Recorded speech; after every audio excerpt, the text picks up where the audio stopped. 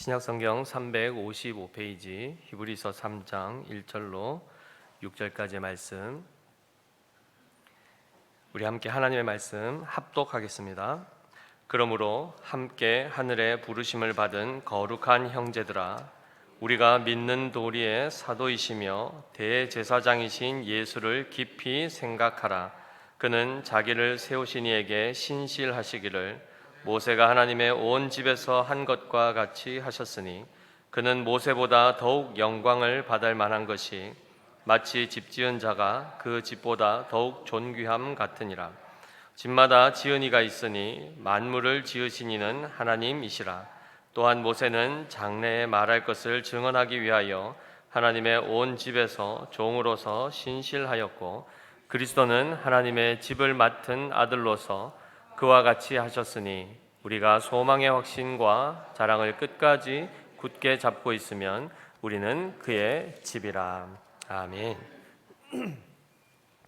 말씀 전하기에 앞서 잠깐 광고를 드리겠습니다. 기도 요청에 관한 광고인데요. 오늘 김규환 집사님께서 오전에 무릎 수술을 잘 마치시고 지금 회복 중에 있다고 연락을 받았습니다. 회복을 위해서 또 쾌유를 할 수 있도록 위해서 기도해 주시고요. 그리고 성본교회에 담임하고 계시는 박승규 목사님, 갑상선 암 수술을 오늘 이제 마치셨습니다.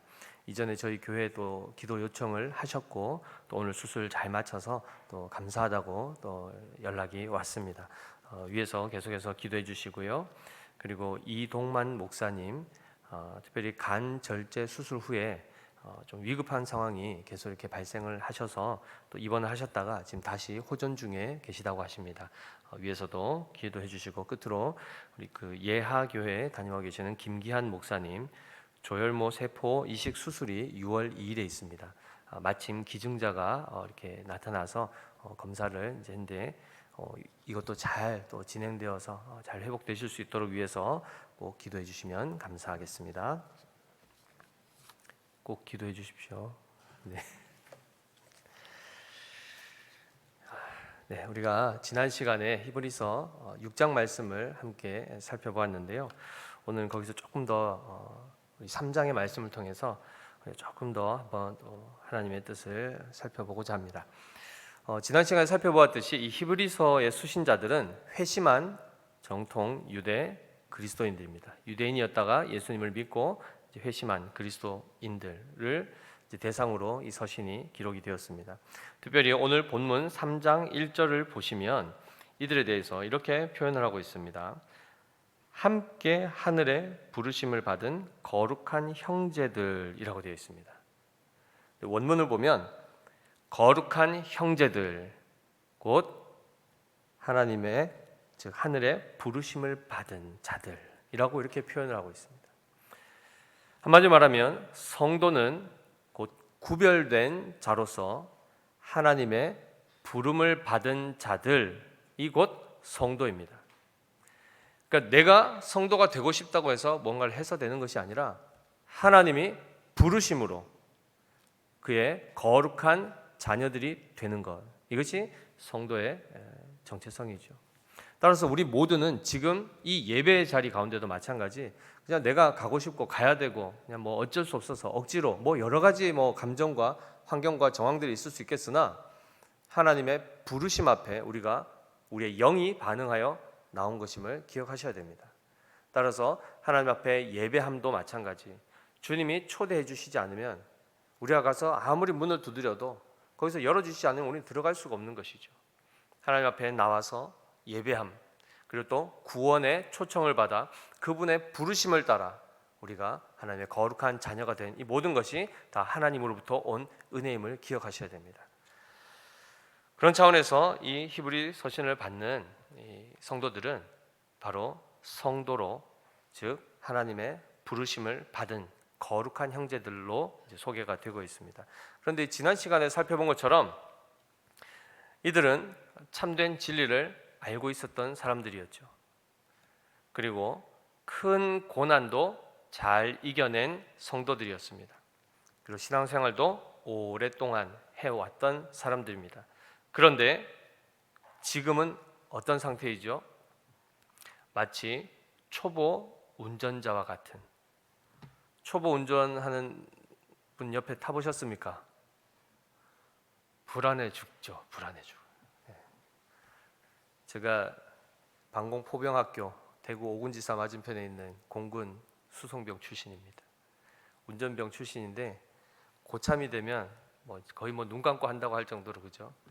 아주 수준급의 운전을 합니다. 그러면 병장들은 대부분 다 이제 이등병들, 갓 들어온 이등병들 이제 운전 교육 시킵니다. 그럼 산에 이제 차를 끌고 트럭을 끌고 올라가죠.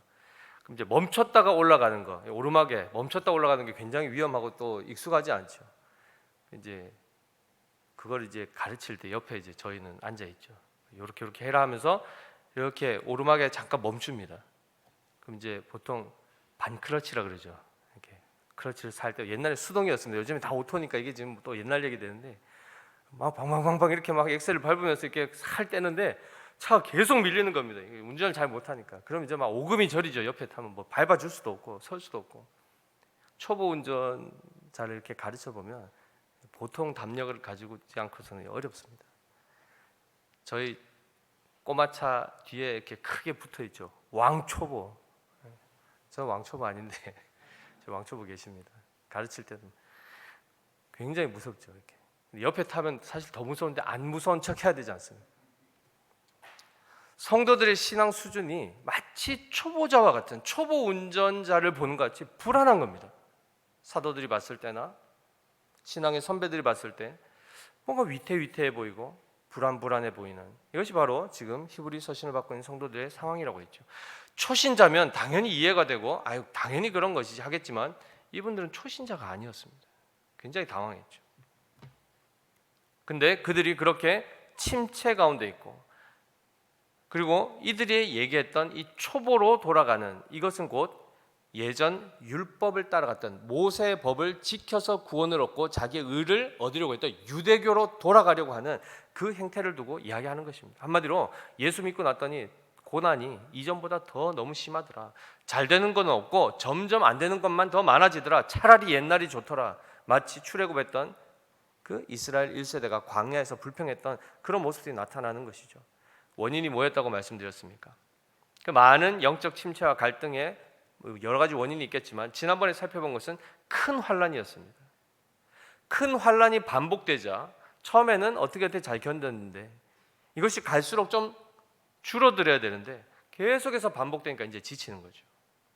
육체가 지치고 그럼 영적 침체와 같이 따라오는 이런 일들을 우리가 살펴보았습니다. 근데 그때 핵심은 뭐였습니까? 환란을 주시는 하나님의 그 의도를 제대로 알지 못하면 그것이 곧 우리로 하여금 오히려 신앙의 성장이 아닌 오히려 침체로 가게 하는, 한마디로 하나님의 뜻을 바르게 깨닫지 못했을 때 오해하여 나타나는 현상이라 했습니다. 그런데 오늘은 이제 조금 더 그것보다 더 근원적인 원인을 한번 더 살펴보고자 합니다. 우리 3장 1절 같이 한번 다시 읽어보겠습니다. 그러므로 함께 하늘의 부르심을 받은 거룩한 형제들아, 우리가 믿는 도리의 사도이시며 대제사장이신 예수를 깊이 생각하라 라고 되어 있습니다. 이 말씀에서 보면 성도의 신앙의 침체의 원인 그리고 해결책이 함께 제시되고 있음을 알 수 있습니다. 그게 뭘까요? 예수를 깊이 생각하라 라는 말씀에 녹아져 있습니다. 한마디로 예수를 깊이 생각하는 것이 곧 침체로부터의 벗어나는 해결책이 되고, 동시에 예수를 깊이 생각하지 않음이 영적 침체의 원인이 된다는 것입니다. 그런데 보시면 예수님에 대한 이 생각을 깊이 하지 못하는 것, 곧 예수님을 자주 잊어버리는 것이죠. 망각하는 것이요, 예수님에 대해서 관심이 점점 줄어드는 현상을 이야기하는 것입니다. 그런데 이 표현은 마치 그들이 아예 예수님이 누구신지 생전 처음 보는 사람처럼 아주 이렇게 외면했다 이런 뜻이 아닙니다. 그들은 예수님을 알았죠. 알았으나 점점 그분에 대한 마음이 멀어지는 것입니다. 처음에 연애하실 때 다들 심장이 두근두근거리고 따끈따끈하셨죠. 뜨끈뜨끈까지 하셨을 겁니다. 지금 옆에 보십시오. 이렇게 짝꿍들, 짝이 있으신 분들 아무 반응이 없죠. 그죠? 쿵쾅거림도 없고 갑자기 한숨이 나오려고 그러고. 예수님을 처음 만났을 때 그 뜨거운 그 마음들, 눈물을 왈칵 쏟고 몇 날 며칠 그 기쁨에 사로잡혀서 그런 감격들, 마치 옛날 얘기 같이 이렇게 들리죠. 그런데 쿵칵쿵쾅 콩닥콩닥 이거 계속하면 한 3년 넘어가면 심장에 병 생긴답니다. 과학적으로. 그래서 권태기와 같은, 마치 그게 안정기로 이렇게 돌아오는 그 시간들이 자연스럽게 원래 있는 것이 건강한 거랍니다. 매일 막 볼 때마다 이렇게 심장이 두근거리면 여기 이렇게 문제가 생긴다 하더라고요. 그래서 처음에 그렇게 열정적인 차원에서의 사랑, 뜨거운 사랑을 했다 그러면 그 다음부터는 차분한 상태에서 끊임없이 서로가 서로를 맞춰가고 하는 이 부분들이 자연스럽게 따라오는 것인데, 그것이 권태기가 아니고 정상적으로 이렇게 잘 안착하는 과정이라고 합니다. 사실 우리가 하나님과의 관계 안에서도 무조건 막 이렇게 당연히 뜨거워야죠. 주님에 대한 마음은 열정도 있어야 됩니다. 그러나 마치 그것만이 전부인 것처럼 생각하는 것은 또 한 가지 오해일 수 있습니다. 그런데 지금 여기서 지적하는 것은 뜨겁냐 차갑냐의 문제가 아닙니다. 그분에 대한 인식 자체가 지금 있냐 없냐는 얘기하는 것입니다. 마음에 지금 그의 생각 가운데, 우리의 생각 가운데 주님이 계신가 아니 계신가, 이 부분을 얘기하는 것이죠. 그들의 마음 가운데 주님이 이렇게 점점 희미해지고 이전으로 돌아가려고 하는 그 원인은 무엇이었습니까? 예수님은 이런 분이라고 했는데 왜 현실에서는 그 부분이 전혀 경험되지 않을까에 대해서 오는 회의들인 것입니다. 예를 들면 이런 질문을 하는 거죠. 스스로가 영적 침체 가운데 빠져 있을 때 하나님이 도대체 이 세상보다 강한 분이 맞는가? 느낌으로 봤을 때 세상이 훨씬 하나님보다 강해 보이고, 쉽게 얘기하면 교회가 세상에서 아무런 힘을 발휘하지 못하고 그저 밟히는 것 같은, 그래서 위축될 수밖에 없는 이런 현실을 경험하다 보니까 하나님이 도대체 세상보다 크신 분이 맞는가라는 의문이 들 수가 있고요. 또 어려움 가운데 있을 때 하나님이 나를 제대로 돌보고 계시는 게 맞나라는 생각을 하는 것입니다. 하나님이 도대체 계시는 것은 맞나? 그럼 나를 지금 제대로 돌보고 케어하고 계시는 게 맞는가라는 의문이 들죠. 급기 어떻게 이제 어디까지 갑니까? 내가 계속해서 이분을 의지해야 되는가? 여기까지만 해야 되는가? 이런 생각들이 영적 침체 가운데 끊임없이 파고드는 겁니다. 그런 원인들은 오늘 읽진 않았지만 뒤쪽에 3장 8절, 10절, 12절, 13절, 15절에 반복해서 나오는 말씀이 있습니다. 찾지는 마시고 제가 읽어드리겠습니다. 광야에서 시험하던 날에 거역하던 것 같이 너희 마음을 완고하게 하지 말라. 그러므로 내가 이 세대에게 노하여 이르기를 그들이 항상 마음이 미혹되어 내 길을 알지 못하는도다 하였고, 12절 형제들아 너희는 삼가 혹 너희 중에 누가 믿지 아니하는 악한 마음을 품고 살아계신 하나님에게서 떨어질까 조심할 것이요, 13절 오직 오늘이라 일컫는 동안에 매일 피차 권면하여 너희 중에 누구든지 죄의 유혹으로 완고하게 되지 않도록 하라. 15절 마찬가지입니다. 너희 마음을 완고하게 하지 말라. 마음이 굳어진 것, 아무런 감각이 없는 것, 그 원인 제공이 어디서 왔는가? 죄의 유혹으로 말미암았다는 것입니다. 하나님으로부터 끊임없이 그분에 대해서 외면하게 만들고 의심하게 만드는 일들이 우리에게 끊임없이 자극되고 주어진다는 것입니다. 이거 누구로부터 오는 것입니까? 사단으로부터 오는 것입니다. 실제로 마귀의 일들입니다. 그것이 없다 그러면 우리는 자극을 많이 받지 않을 것입니다. 그러나 끊임없이 거기에 우리가 노출되어 있기 때문에 거기에 그 유혹이 딱 오는 순간 마음이 어떻게 된다고요? 굳어져 버린다는 것입니다. 누구에 대한 것입니다. 하나님에 대한 마음이 굳어진다는 것입니다.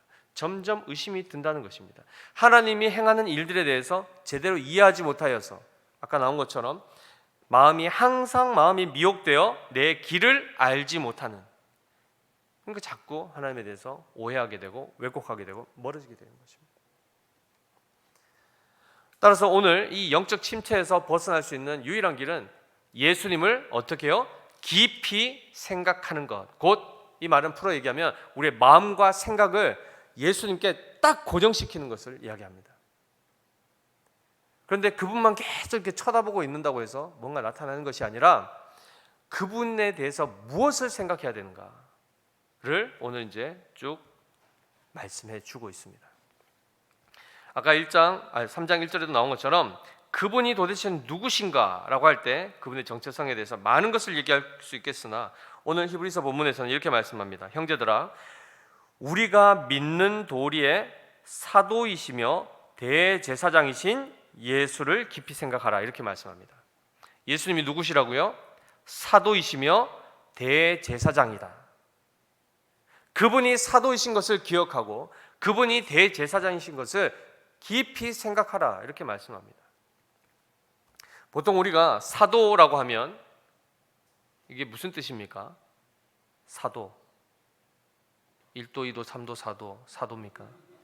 사도가 뭐죠? 보내심을 받은 자, 아포스톨로스, 보내심을 받은 자. 그런데 보통 우리가 사도하면 누가 떠오르십니까? 사도, 바울, 사도, 베드로 등등의 이런 사람들이 생각날 것입니다. 그런데 예수님에 대해서 이렇게 사도라고 표현한 것은 굉장히 드문 표현들입니다. 그런데 요한복음 17장 8절에 보면 이렇게 되어 있죠.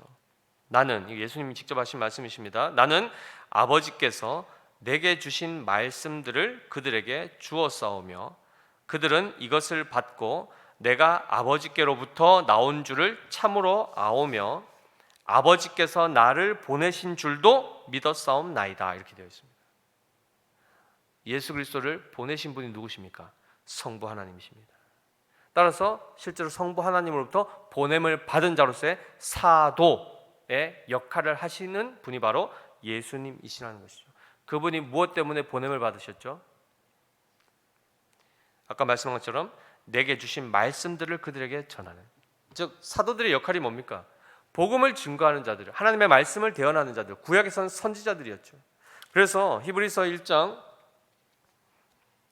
1, 2절에 잘 나와 있지 않습니까? 옛적에 선지자들을 통하여 여러 부분과 여러 모양으로 우리 조상들에게 말씀하신 하나님이 이 모든 날 마지막에는 아들을 통하여 우리에게 말씀하셨으니 라고 되어 있습니다. 하나님의 말씀을 전달하는 자로서. 그런데 우리가 잘 살펴보면 예수님의 그 존재 자체가, 속성이 뭡니까? 그분이 어떤 분이십니까? 태초부터 계신 하나님과 함께 계셨던 말씀이셨던 분입니다. 로고스이십니다. 그분이 직접 오셔서, 말씀이신 그분이 직접 오셔서 그분 자신을 드러내 보이시죠. 그 역할을 하러 오셨습니다. 마치 구약의 모든 선지자들과 신약의 사도들과 같이 그 역할들을 하시죠. 그런데 예수님께서 사도이시고 대제사장이라는 이것을 생각하는 것이 우리의 삶과 우리의 영적 침체와 도대체 무슨 관계가 있는가?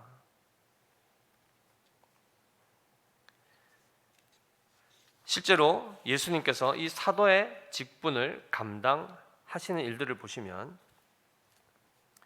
1장 2절 후반부에 이렇게 되어 있습니다. 아들을 만유의 상속자로 세우시고 또 그로 말미암아 모든 세계를 지으셨느니라. 이는 하나님의 영광의 광채시요 그 본체의 형상이시라. 그의 능력의 말씀으로 만물을 붙드시며 라고 되어 있습니다. 말씀이신 그분께서 하신 중요한 역할이 뭡니까? 모든 세계를 창조하시고 그리고요 만물을 붙드신다고 합니다. 말씀으로서. 사도의 역할, 곧 하나님의 말씀이 우리에게 임하는 순간 어떤 역사가 일어나죠? 창조의 역사, 생명이 살아나는 역사와 또요 살리신 후에 그들을 붙드시는 역사를 누가 하신다고요? 사도이신 예수님께서 하신다는 것입니다. 뒤집어 얘기하면 예수님이 계시지 않으시면 우리 안에 생명이 살아나는 창조 역사가 있습니까? 없습니까? 없다는 것입니다. 더 나아가서 혹여나 생명이 있다 한들 그것이 보존되고 붙들림하되어 지켜지는 그 역사가 있습니까? 없습니까? 없습니다. 우리의 영을 살리시고 우리의 영을 붙드실 수 있는 분은 누구밖에 없습니까? 말씀이신 예수 그리스도 그분뿐이십니다. 따라서 그분이 사도의 역할을 하시는 것이 우리에게 있어서는 굉장히 중요한 필수적인 우리의 생명과 우리의 영생에 이르는 그 모든 과정, 우리의 전 인생에 예수님의 사도 되심은 그런 차원에서 굉장히 중요한 사역입니다. 그런데 오늘 하나님께서 예수님을 보내신 목적에는 사도의 역할뿐만 아니라 또 어떤 역할이 있으셨죠? 대제사장 역할이 그에게 주어졌습니다. 한마디로 보내셨습니다. 보내시고 말씀을 증거하시는 선지자의 역할을 감당함으로 우리의 영을 살리시고 말씀을 우리를 지키시고 보존하시죠. 더 나아가서 대제사장의 역할을 하게 하십니다. 대제사장은 어떤 일을 하는 사람들입니까? 하나님과 인간 사이에서 인간의 죄를 속하는 제사를 드림으로써 하나님과 인간을 화해시키고 연결시키는 중재자 역할을 하는 것이 바로 대제사장의 역할입니다. 한마디로 깨어진 하나님과의 우리의 관계를 다시금 그 중간에 다리를 놓는 것 같이 엮어서 연결시키는 그 역할을 대제사장이 한다는 것이죠. 그래서 아까 1장 3절 후반부에 보시면 그의 능력의 말씀으로 만물을 붙드시며 그 다음에 뭐라고 되어 있냐면은 죄를 정결하게 하는 일을 하시고 라고 되어 있습니다. 죄를 정결하게 하시는 일을 하시고, 이 역할을 누가 하는 것이요? 대제사장이 하는 것입니다. 그리고 끝에 보시면 그 역할 이후에 뭘 하십니까? 죄를 정결하게 하는 일을 하시고 높은 곳에 계신 지극히 크신 이의 우편에 앉으셨느니라. 이 사역을 예수님께서 친히 감당하십니다. 그런데 원래 영원부터 살아계신 예수님이 죽으실 일이 없는 분이 다시 살아나기 위해서 죽을 일을 한번 경험하실 필요가 있습니까? 없습니까? 자기 자신을 위해서 없지요. 어차피 살아있는데 죽었다 다시 살아날 필요가 뭐가 있겠습니까? 사람이 되셔서 이 땅에 오셨다가 다시 하늘나라를 하나님 우편으로 올라가실 일이 자신을 위해서는 아예 안 내려오시면 거기 계시지 않습니까? 굳이 내려왔다 다시 가실 일이 뭐가 있겠습니까? 마치 이렇게 번거로운 일들, 구차해 보이는 여러 가지 복잡해 보이는 일들을 굳이 그분이 하실 필요가 뭐 있겠습니까? 이 하신 모든 일들은 누구 때문이라고 하죠? 우리를 위해서입니다. 우리를 위해서. 그러면 그리스도께서 이 낮은 곳까지 오셨다가 가장 높은 곳, 그 높이 계신 하나님 그 보좌 우편에 앉으시는 그 자리까지 올라가시죠. 거기에는 왜 가셨을까요? 결국 우리와 그리스도를 연합하여 우리로 바로 그 하나님의 영광의 보좌 우편에 앉히시기 위하여 거기까지 가시는 것입니다. 그 과정 가운데 대제사장으로서의 역할을 보시면 바로 우리의 속죄를 위해서 그 역할을 감당하시는 것을 우리는 알 수 있습니다. 누구만이 하십니까? 예수님만이 하십니다. 그런데 중요한 것은 대제사장, 구약의 대제사장을 보면 실제로 대제사장이 자기 피로 들어갑니까? 짐승의 피를 가지고 들어갑니다. 근데 예수님은요, 대제사장이면 그저 누구의 피를 가지고 들어가면 되는데 누구의 피를 가지고 들어가십니까? 자기의 피를 가지고 가십니다. 스스로가 희생 제물이 되어주셔서 영원토록, 일시적으로 죄를 잠깐 덮는 차원에서의 효력이 아닌 영원토록 우리의 모든 허물과 죄를 덮으실 수 있는 그 피의 효력은 예수 그리스도의 보혈밖에 없습니다.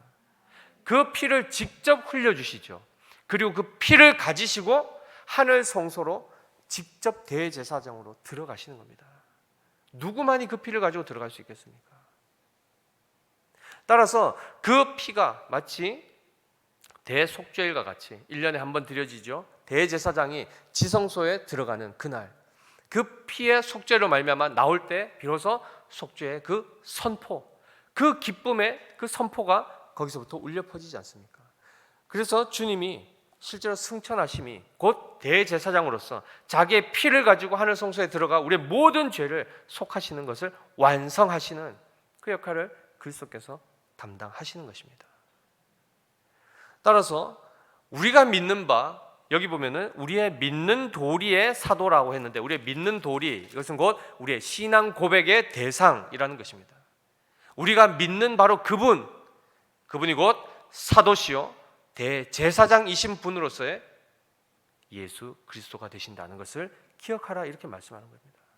따라서 우리의 속죄와 그냥 깨끗하게 하는 정도가 아니고 거기서 비로소 하나님과의 모든 관계를 화해시키시고 그분의 보좌의 우편에 앉을 수 있는 그 자격을 주실 수 있는 분은 누구밖에 없습니까? 예수 그리스도밖에 없습니다.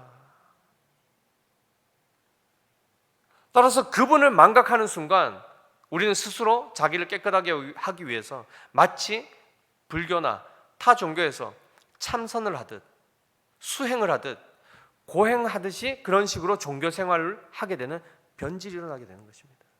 비나이다 비나이다 간절하게 비나이다 하는 자기 열심과 자기 열정이 오히려 하나님의 은혜, 그 그리스도를 바라보게 하는 것이 아니라 자기의 노력, 자기의 열심을 내도록 하는 또 이상한 형태의 신앙으로 가게 하거나, 그렇게 열심히 하다가 아무런 보상이 주어지지 않자 이제 낙심의 자리로, 이제는 아무것도 안 하는 자리로 변질되어서 가버리는, 영적 침체로 빠지는, 교회에 나가봤자 별거 없네, 기도해봤자 응답도 안 하시네, 나를 안 사랑하시네, 이런 식으로 하나님에 대한 마음이 점점 더 왜곡 현상이 나타나고 마음이 굳어지게 되면서 어떻게 되죠? 그리스도를 잊어버리게 되는 것입니다. 이 악순환에 딱 빠지는 순간 그 침체에서 벗어날 길이 없습니다. 그래서 사도 바울이 이 히브리서를 기록한 저자가 마음을 완고하게 하지 말라, 이 말씀을 권면을 하는 것입니다. 그리고 바로 그 대제사장이시며 사도이신 바로 그 예수님만이 유일한 우리의 구원자시고 그분만을 바라봐야 하고 그분의 은혜 안에 거하기를 힘쓰라고 끊임없이 권면하는 것입니다. 따라서 다른 구원자는 우리에게 있을 수가 없습니다. 아멘이시죠? 자, 그런 차원에서 조금 더 살펴보면 2절 말씀입니다. 그는 자기를 세우신 이에게 신실하시기를 모세가 하나님의 온 집에서 한 것과 같이 하셨으니 라고 되어 있습니다. 예수님의 속성에 대해서 어떻게 말씀합니까? 그분은 신실하시다 라고 말씀하십니다. 왜 모세와 지금 대비를 했을까요? 유대인들에게 있어서는 모세는 절대자입니다, 거의. 그렇죠? 그리고 그 모세가 전해준 율법 아래에서 그들은 지금까지 민족적으로 살아왔지 않습니까? 유대교를 신봉하면서 살아왔습니다. 거기에서 이제 회심하여 그리스도를 쫓던 사람들이 다시 옛날로 돌아가려고 하자 그들에게 말하는 겁니다. 모세보다 더 큰 이가 있다. 비교할 수 없을 만큼 절대적인 존재가 있다. 그분이 바로 예수 그리스도라고 말씀을 하는 겁니다. 그런데 우리는 이미 그런 차원에서 보면 어떤 차원에서 예수님이 신실하셨는가, 어떤 부분에 있어서 충성하셨는가를 쭉 살펴볼 수 있습니다. 3절입니다. 그는 모세보다 더욱 영광을 받을 만한 것이 마치 집 지은 자가 그 집보다 더욱 존귀함 같으니라. 집마다 지은 이가 있으니 만물을 지으신 이는 하나님이시라 라고 되어 있습니다. 예수님은 아까도 말씀드린 것처럼 만물을 지으신 자입니다. 모세는요, 피조물 아닙니까? 그도 아무리 위대한들, 인간 중에 아무리 위대한들 그는 누구입니까? 피조물입니다. 천사가 아무리 영적인 그 존재요, 사람보다 더 능력이 많은 존재라 한들 그 또한 피조물입니다. 따라서 천사를 쫓거나 사람을 높이거나 하는 일은 굉장히 어리석은 일이요, 곧 우상 숭배와 직결되는 것이죠. 그러나 우리가 믿는 그 도리의 사도이시며 대제사장이신 예수님은 창조주이십니다. 아멘이시죠? 근데 그 창조주께서 무엇을 하셨는가 하면 5절 말씀, 또한 모세는 장래에 말할 것을 증언하기 위하여 하나님의 온 집에서 종으로서 신실하였고 그리스도는 하나님의 집을 맡은 아들로서 그와 같이 하셨으니 라고 되어 있습니다. 여기서 지금 보면은 하나님의 집이 나옵니다. 하나님의 집. 하나님의 집이 뭡니까? 구약에서는 이스라엘 백성을 지칭했고 신약에서는 교회를 말씀합니다. 한마디로 교회를 세우시는 분이 누구십니까? 예수 그리스도시요. 교회를 다스리시는 분이 누구십니까? 예수 그리스도시요. 교회를 지키시고 보호하시고 돌보시는 분이 누구십니까? 예수 그리스도라는 것입니다. 이러한 차원에서 사실 나중에 이제 우리 신앙 고백서 목사님 통해서 계속 이제 강의하면서 쭉 보겠지만 기독론에 가보시면 예수님이 그의 직분에 대해서 얘기할 때 삼중직을 얘기하죠. 선지자의 직분과 대제사장의 직분과 왕의 직분을 이야기합니다. 그것을 한 분이 동시에 세 가지 직분을 감당하시는 분은 유일하게 누구밖에 없습니까? 예수 그리스도밖에 없으십니다. 따라서 마지막에 나온 것, 하나님의 집을, 그가 집이 아니고 그 집을 지으신 자로서 그 집을 보존하고 세워가시는 일들을 하신다는 것입니다. 왕으로서 모든 적으로부터 자기 국가를 지키고 하는 이 대표성을 지닌 그 왕처럼 예수님께서 하나님의 나라를 세우시고 지키신다는 것입니다. 우리 영왕교회 뒤에 보면은 뭐라고 되어 있습니까? 읽어봅시다. 시작. 하나님 나라를 세우고 누리는 교회라고 되어 있습니다. 하나님의 나라, 곧 교회를 세우시는 분이 누구시죠? 예수 그리스도십니다. 그분이 없으면 교회가 결코 세워질 수가 없습니다. 따라서 우리가 믿는 분, 우리가 의지해야 되고 우리가 깊이 생각하고 매일매일 우리의 마음을 고정해야 될 분이 누구십니까? 예수 그리스도이십니다. 그리고 그분이 누구신가? 사도시오, 곧 선지자이시오, 대제사장이시오, 우리의 왕이 되신다는 것을 기억하셔야 됩니다. 그럴 때 우리는 흔들리지 않을 수 있습니다. 아멘이십니까? 그분만이 우리를 모든 침체에서부터 우리를 끌어올리실 수 있는 분입니다. 수렁에서 건지시는 분이시고, 그렇죠? 어그러진 무릎을 다시금 일으켜 세우실 수 있는 분이 바로 우리 주 예수 그리스도이십니다. 따라서 그분을 의지할 것을 끊임없이 말씀하죠. 한마디로 예수님의 모든 관심은 교회에 있습니다. 교회가 세워지는 것, 교회가 건강하게 자라가는 것, 이것이 예수님의 모든 관심의 초점이 거기 있다는 것입니다. 한마디로 우리에게 예수님을 향하여 우리의 마음과 시선을 고정하라라는 말씀은 곧 그분이 항상 우리를 그렇게 바라보고 계시고 우리에게 모든 시선을 고정하고 계시기 때문에 그분을 바라보라고 말씀하시는 것입니다. 그런데 예수님께서 교회를 세워가시는 그 구체적인 모습 가운데 특별히 대제사장의 역할을 보시면 히브리서 7장 24절 25절에 우리가 잘 아는 말씀입니다. 앞에 아마 띄워주실 겁니다. 같이 한번 읽어보겠습니다. 예수는 영원히 계심으로 그 제사장 직분도 갈리지 아니하느니라. 그러므로 자기를 힘입어 하나님께 나아가는 자들을 온전히 구원하실 수 있으니 이는 그가 항상 살아계셔서 그들을 위하여 간구하심이라 라고 되어 있습니다. 아멘이시죠? 예수님이 우리를 위해서 지금도 간구하고 계시답니다. 그런데 이 간구의 좀 구체적인 실체가 바로 누가복음 22장에 잘 나와 있죠. 31절, 32절 같이 한번 읽어보겠습니다.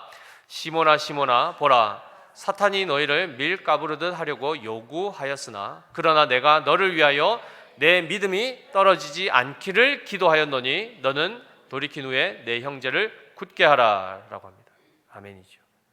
예수님이 곧 있으면 자신을 부인하고 배신할 베드로를 위하여서 미리 말씀하신 것입니다.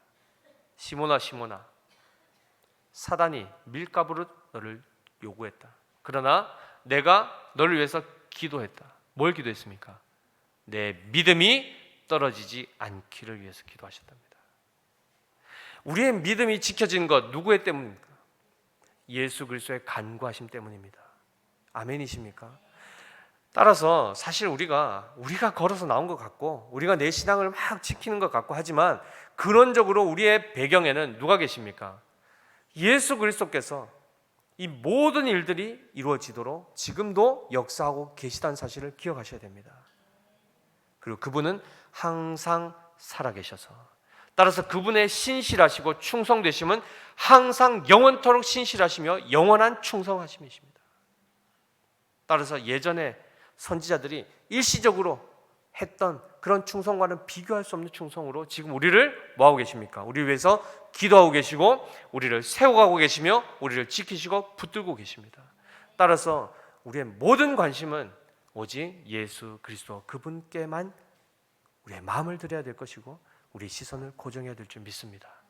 오늘도 우리의 마음 가운데 헛된 것들, 당연히 운전할 때 앞에 봐야 됩니다. 그때도 또 주님 사진 이렇게 해놓고 보라는 얘기가 아니고 우리의 마음 깊은 곳, 우리의 영혼 깊은 곳에 항상 누가 계시다는 사실을 기억해야 됩니까? 예수 그리스도.